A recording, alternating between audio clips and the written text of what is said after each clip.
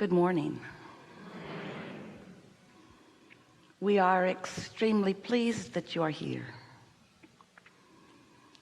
It is good to come together for the purpose of co-creation. Do you agree? Yes. You're knowing what you are wanting, why you're here, what you have come to receive, what you've come to offer, what you've come to understand more clearly. You like the idea of taking thought beyond what it has been before? You like being in on the leading edge of things? Do you feel that you're in that position more, or are you just trying to figure your life out? Some of all of it? Are there things happening that you don't understand, or do you know why they're happening and you're just wanting to get better at offering a deliberate vibration? That's mostly it for you, isn't it? Life does keep happening, doesn't it? Because life keeps responding to vibrations that are already in motion, to patterns of vibration. That's what a belief is, you know. A belief is a pattern of vibration.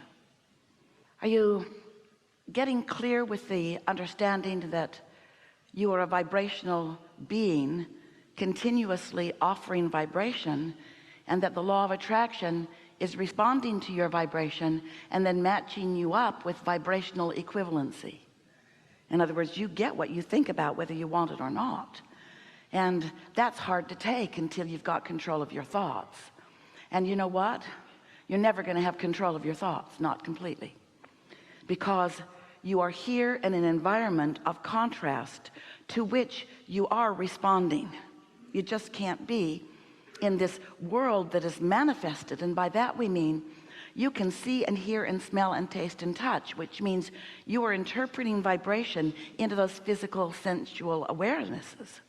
And so you're having exposure to experiences to which you are having reactions, and sometimes those reactions, even if you don't say something out loud, your reactions are vibrational. In other words, sometimes you see something and it makes you flinch or wish it were otherwise. And so that's what we mean when we say it's not uncommon, it's not abnormal to react as life comes. But you want to keep that to a minimum. You want to be less of a reactor and more of an actor, more of a getting out ahead of it, more of a establishing your vibrational stance so that you're steady in a contrasting environment. And then life is really fun, even in contrasting environments. You don't mind a little contrast. In fact, we know you like the drama. You do. You like to be enlivened. You like a good problem to solve. You like questions to which you are seeking answers. It's all part of your evolution. It's all part of the expansion of the universe. It's part of the evolution of all things, all species, all that is.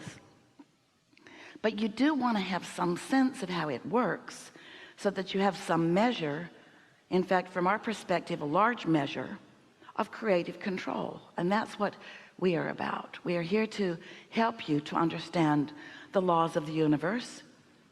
We're here to help you understand who you really are and how you fit into all of this. We want to help you to embrace, not just tolerate, not just accept the diversity that surrounds you, but embrace it. Embrace it. Acknowledge the value of its existence. Because out of contrast, out of knowing what you don't want, is born your focused, keyword, your focused clarity about what you do want. So the only thing that ever feels like it's going wrong with you is when life gives you focused clarity, but you don't focus on the clarity. Life gives you focused clarity about what you do want, but you stay focused on what you don't want. And that's a sort of human trait. It doesn't serve you very well, where you stay way too long focused upon the problem, trying to get to the bottom of the problem, when the vibration of the problem and the vibration of the solution are really different vibrational frequencies. The vibration of a question and the vibration of an answer is a very different frequency. So sometimes when you're focused upon the problem, you want to poke at it more to make it bigger. That's okay, because when you make the problem bigger, you make the solution bigger. In fact, they're always equivalent. Problems and solutions are equivalent vibrationally. Different vibrations, but equivalent in velocity, so to speak. You see what we're getting at?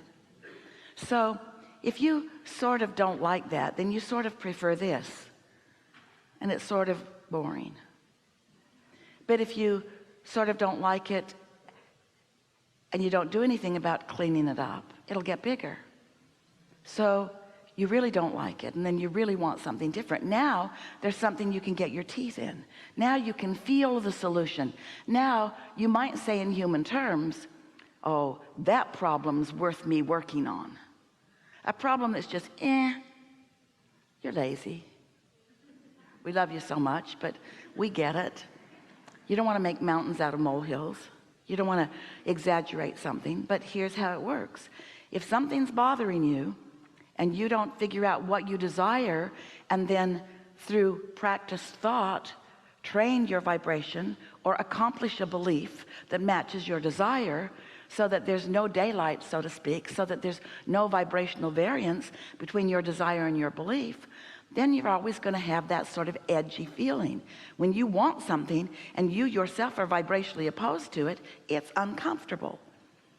Do you have a friend or someone you know, and there's a subject that you both come to often, and so you discuss it fairly frequently, and you have opposing points of view? And with this friend or acquaintance, do you ever state your case, which just causes your friend to state their case, which rarely convinces you, just makes you make your case stronger, which rarely convinces them, just makes them make their case stronger? You got any friends like that? So you just keep getting more and more tense when you're on that subject. You know what we're talking about?